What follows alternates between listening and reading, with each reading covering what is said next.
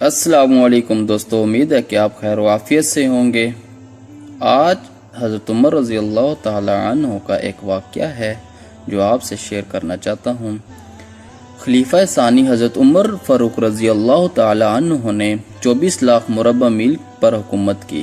راتوں کو اٹھ کر پہرا دیتے تھے اور لوگوں کی ضروریات کا خیال رکھتے تھے۔ کہتے تھے کہ اگر فرات کے کنارے ایک کتا بھی پیاسا مر گیا تو کل قیامت کے دن عمر سے اس بارے میں پوچھ ہوگی۔ ایک دفعہ آپ رضی اللہ تعالی عنہ دربار کا وقت ختم ہونے کے بعد گھر آئے اور کسی کام میں لگ گئے۔ اتنے میں ایک شخص آیا اور کہنے لگا، امیر المومنین، آپ فلاں شخص سے میرا حق دلوا دیجئے۔ آپ کو بہت غصہ آیا اور اس شخص کو ایک دورہ پیٹھ پر مارا اور کہا، جب میں دربار لگاتا ہوں تو اس وقت تم اپنے معاملات لے کر نہیں آتے، اور جب میں گھر کے کام میں مصروف ہوتا ہوں تو تم اپنی ضروریات کو لے کر آ جاتے ہو۔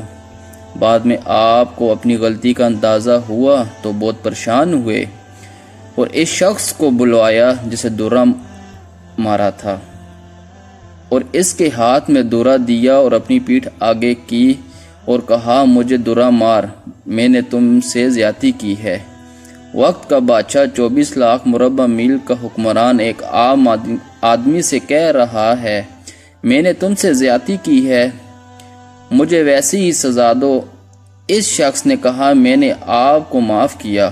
آپ رضی اللہ تعالی عنہ نے کہا، نہیں، کل قیامت کو مجھ سے اس کا جواب پوچھا جائے گا۔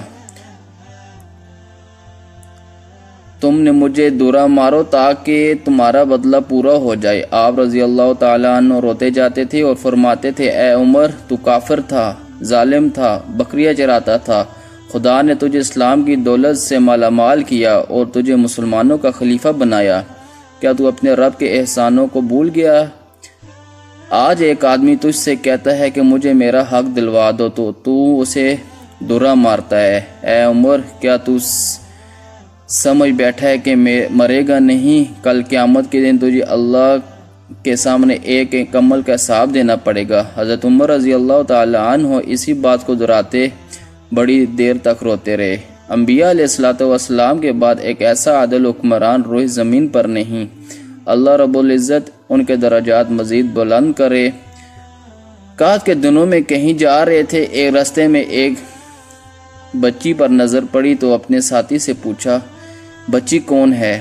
کیا اسے کھانے کو بیت المال سے کچھ نہیں ملتا؟ ساتھی نے کہا، خلیفہ، یہ آپ کی پوتی ہے اور اس سے بھی وہی کچھ ملتا ہے جو دوسروں کو ملتا ہے، اس لیے کمزور اور بیمار نظر آتی ہے۔ یہ سن کر پوتی کو پیار کیا اور آگے کو چل دیے۔ آج تو سب خواب لگتا ہے لیکن کبھی سچ ہوا کرتا تھا۔ اگر آپ ہمارے چینل پہ نئے ہیں تو چینل کو سبسکرائب کریں اور ساتھ بیل آئیکن کے بٹن کو پریس کر دیں۔ شکریہ۔